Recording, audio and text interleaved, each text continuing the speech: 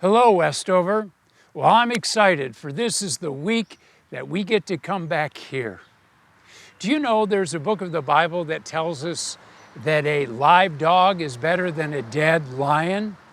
Well, I guess that makes sense. But the same author goes on to say it really doesn't matter whether you're an animal or a human, whether you're a fool or a wise man, because in the end, we all end up at the same place. We all die. And so what we have from this author is this personal journal, his personal diary, where he wastes no money. There's no place he doesn't go. There's nothing he doesn't do to try to make sense out of this world. And when I say this world, I'm talking about life under the sun, nothing beyond. And here's what his bottom line is. This life under the sun, adds up to a great big zero, talking nada, zilch.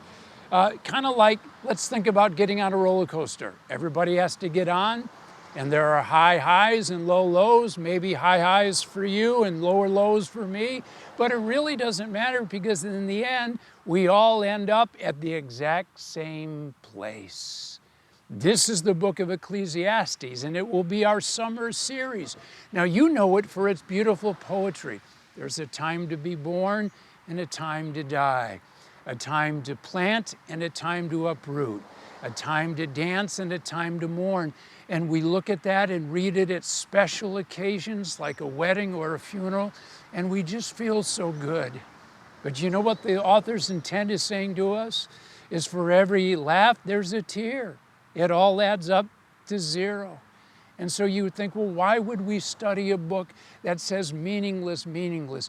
Because in the midst of all of this, there are nuggets and there are gems. For instance, he says, God has set eternity in the hearts of men and women.